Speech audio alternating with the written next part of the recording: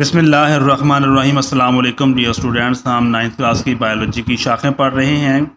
इससे पहले हमने एक वीडियो में पार्ट 1 हमने पढ़ा था और पार्ट 1 में हमने जो बायोलॉजी की शाखें हैं उसमें से हमने 8 शाखों के बारे में पढ़ा था, यानी टेक्सोनॉमी तक की जो वीडियो है वो हमने बना दी है। आज हम उससे नेक्स्ट आगे जो ब्रांचेस हैं बायोलॉजी की जो शाखें हैं वो हम पढ़ेंगे। तो ये हमारा पार्ट 2 होगा जिसमें हम जो बाकी ब्रांचेस जो रह गई थी उनके बारे में हम पढ़ते हैं। इसमें पेलियोंटोलॉजी के बारे में पढ़ेंगे। पेलियोंटोलॉजी है environmental biology, socio biology, parasitology है, बायोटेक्नोलॉजी, इम्यूनोलॉजी और एंटीमोलॉजी और फार्माकोलॉजी के बारे में हम इस वीडियो में पढ़ेंगे। तो पेलियोंटोलॉजी के बारे में हम पढ़ते हैं। पेलियोंटोलॉजी ये बायोलॉजी की शाख है। पेलियोंटोलॉजी ये क्या है? ये पेलियोंटोलॉजी ये क्या है? ये बायोलॉजी की शाख है। क्या है? बायोलॉजी की ये क्या है? ये शाख है। पेलियोंटोलॉजी बायोलॉजी की एक ऐसी शाख है, बायोलॉजी की शाख है जिसमें हम क्या करते हैं, जिसमें फोसिल्स के बारे में मुताला किया जाता है। जिसमें जो फोसिल्स होते हैं, फोसिल्स के बारे में मुताला किया जाता है। जिसमें किसके बारे में? फोसिल्स के बारे में मुताला किया जाता है। तो फोसिल्स क्या होते हैं? फोसिल्स क्या होते हैं? फोसिल्स ये ऐसे फोसिल्स ये जो मुर्दा जिसाम होते हैं, जो मुर्दा जिसाम यानी मुर्दा जिसाम जो ज़मीन के अंदर दब जाते हैं। मुर्दा जिसाम जो क्या करते हैं, ज़मीन में क्या करते हैं, दब जाते हैं। ऐसे जिसाम जो मुर्दा जिसाम होते हैं जो ज़मीन के अंदर दब जाते हैं और उनकी जो जिसाम होते हैं मुर्दा जिसाम, उनकी जो बाकियात होती हैं जो दब जाते हैं, इनकी जो बाकियात होती है उनको फोसिल्स कहते हैं। उनकी जो बाकियात, जैसे हड्डियों का ढांचा होता है, बाकियात होते हैं, उनको क्या कहते हैं? फोसिल्स कहते हैं। तो फोसिल्स क्या होते हैं? पेलियोंटोलॉजी बायोलॉजी की एक ऐसी शाख है जिसमें फोसिल्स के बारे में मुताला किया जाता है और उसको हम पेलियोंटोलॉजी कहते हैं। तो फोसिल्स क्या होते हैं? मुर्दा अजसाम जो ज़मीन में दब जाते हैं, उनकी जो बाकियात होती हैं उनको फोसिल्स कहते हैं। तो एनवायरनमेंटल बायोलॉजी भी क्या है? ये बायोलॉजी की शाख है। ये क्या है? ये बायोलॉजी की एक ऐसी शाख है, ये बायोलॉजी की शाख है जिसमें क्या किया जाता है, जिसमें जानदार और एनवायरनमेंट के दरमियान में जो ताल्लुक है उसका मुताला किया जाता है। बायोलॉजी की शाख है जिसमें क्या किया जाता है, जिसमें जानदार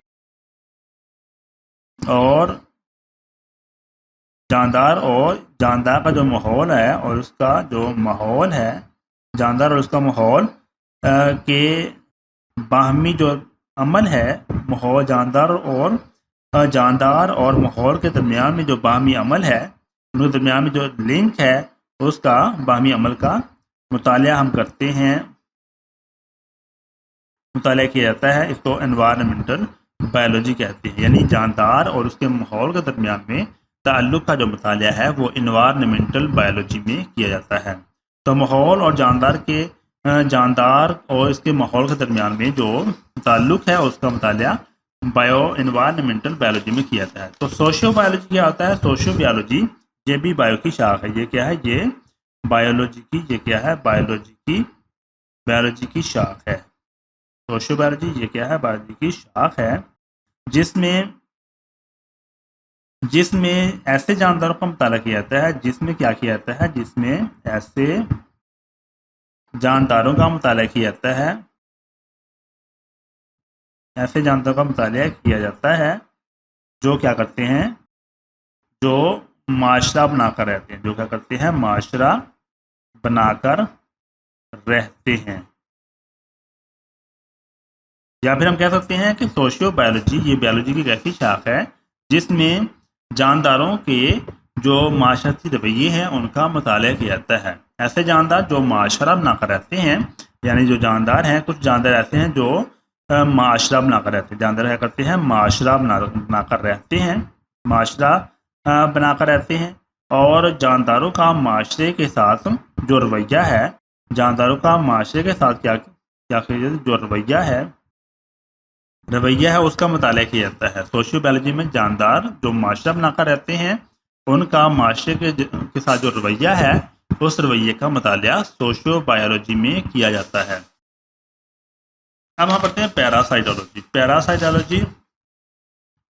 पैरासाइटोलॉजी ये क्या है? पैरासाइटोलॉजी भी बायोलॉजी की शाख है। क्या है? ये बायोलॉजी की शाख है। हम यहाँ पर लिखेंगे ये बायोलॉजी की शाख है जिसमें पैरासाइट्स के बारे में मुताला किया जाता है। जिसमें क्या किया जाता है? पैरासाइट के बारे में,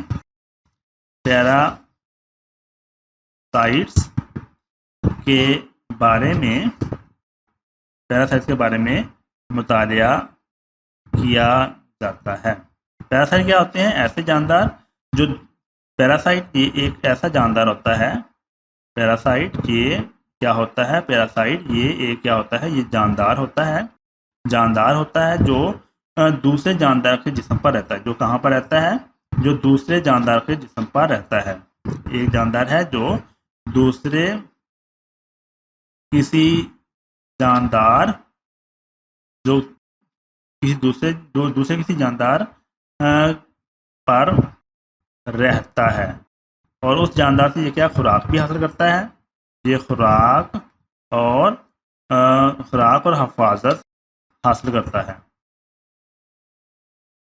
और फिर क्या करता है? उसको नुकसान पहुंचाता है। उस जानदार को क्या करता है? ये नुकसान, नतीजे में क्या करता है? उसको नुकसान पहुंचाता है। उसको हम कहते हैं पैरासाइट। पैरासाइट एक ऐसा जानदार होता है जो किसी दूसरे जानदार के जिस्म पर रहता है और वहां से खुराक और हिफाजत हासिल करता है और नतीजे में क्या करता है? उसको नुकसान पहुंचाता है। उसको पैरासाइट कहते हैं। पैरासाइटोलॉजी ये बायोलॉजी की शाख है जिसमें पैरासाइट्स के बारे में मुतालिया किया जाता है। तो अब है बायोटेक्नोलॉजी। बायोटेक्नोलॉजी ये भी बायोलॉजी की शाख है जिसमें क्या कहता है कि जानदारों से मादे हासिल करने से ऐसे बायोटेक्नोलॉजी ये क्या है? बायोलॉजी की शाख है। ये बायोलॉजी की शाख है जिसमें जानदारों से जो ऐसे मादे हासिल करने के बारे में मुताला किया जाता है जो इंसानियत को फ़ायदा पहुंचाते हैं। बायोलॉजी की शाख है जिसमें क्या किया जाता है? जिसमें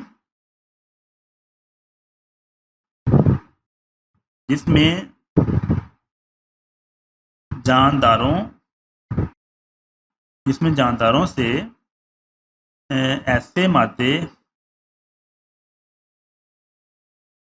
हासिल करने का मुतालिया किया जाता है जो क्या करते हैं? जो इंसानियत को फ़ायदा पहुंचाते हैं। तो बायोटेक्नोलॉजी कहते हैं। बायोटेक्नोलॉजी ये बायोलॉजी की शाख है जिसमें जानदारों से फ़ायदा देने वाले जो मादे हैं वो हासिल किया जाता है, उसके बारे में मुताला किया जाता है। फॉर एग्जाम्पल हम मिसाल दे सकते हैं। मिसाल के तौर पर हम देखते हैं कि जो इंसुलिन है, इंसुलिन जो होती है ये बैक्टीरिया से हासिल की जाती है और इंसुलिन को बैक्टीरिया से हासिल किया जाता है और फिर इसको जो शुगर के पेशेंट होते हैं उनको, शुगर के जो मरीज होते हैं उनको इंसुलिन लगाई जाती है। तो जो बैक्टीरिया से इंसुलिन हासिल की है ये बायोटेक्नोलॉजी कहलाती है। यानी जानदारों से ऐसे मादे हासिल करने के बारे में इल्म है जिससे इंसानियत को क्या होता है? फ़ायदा पहुंचता है। तो उसको हम बायोटेक्नोलॉजी कहते हैं। इम्यूनोलॉजी क्या है? ये बायोलॉजी की शाख है जिसमें इम्यून सिस्टम्स के बारे में मुतालिया किया जाता है। इम्यून सिस्टम के बारे में क्या किया जाता है? मुतालिया किया जाता है। बायोलॉजी की शाख है जिसमें इम्यून सिस्टम के बारे में, इम्यून सिस्टम क्या होता है? इम्यून सिस्टम के बारे में मुतालिया किया जाता है। इम्यून सिस्टम ये जब जिस्म के अंदर कोई नुकसानदेह माइक्रो ऑर्गेनिज्म दाखिल हो जाते हैं, जब जिस्म के अंदर क्या होते हैं? इम्यून सिस्टम ये होता है जिस्म के अंदर नुकसान पहुंचाने वाले जो माइक्रोब्स हैं, माइक्रो ऑर्गेनिजम्स दाखिल होते हैं। तो ये जो सिस्टम होता है इम्यून सिस्टम, ये केमिकल खारिज करके उनको मार देते हैं। तो इम्यून सिस्टम क्या होता है, जिस्म के अंदर जब नुकसान पहुँचाने वाले माइक्रो ऑर्गेनिज्म दाखिल होते हैं तो जिस्म के अंदर जो मुदाफ़ाती निज़ाम होता है वो केमिकल खारिज करता है, जिससे जो जानदार हैं वो मर जाते हैं।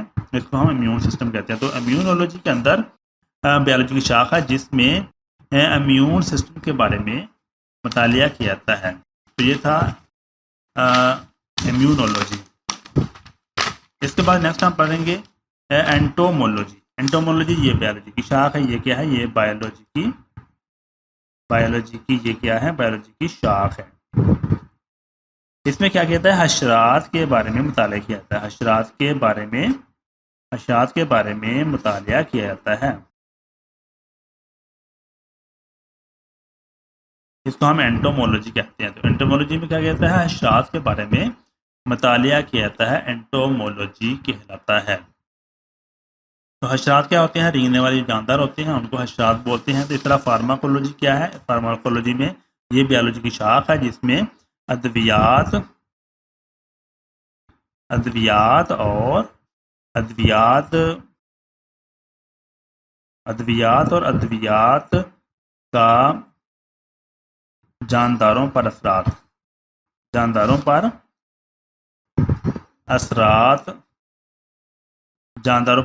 का मुतालिया किया जाता है। यानी एक दवाई है, कोई मेडिसिन है, तो मेडिसिन जब तैयार की जाती है, मेडिसिन तैयार करने के बाद उसको जानदार को वो इस्तेमाल करवाई। जानदार ने जब वो इस्तेमाल की है तो जानदार के ऊपर क्या इफ़ेक्ट हुआ है, तो इसका हम मुतालिया फार्माकोलॉजी में करते हैं। फार्माकोलॉजी क्या है, ये बायोलॉजी की शाख है जिसमें अद्वियात का जानदारों पर जो असरात होता है उसका मुतालिया किया जाता है, उसको फार्माकोलॉजी कहते हैं। तो ये था बायोलॉजी की जो ब्रांचेस हैं वो हमने पढ़ी हैं। उम्मीद है कि आपको ये समझ में आ गया होगा। अगर आपको कोई बात समझ में ना आए तो आप कमेंट्स बॉक्स में जाकर वो बात पूछ सकते हैं। अल्लाह ताला हम सबका हामी नासर हो। अल्लाह हाफिज़।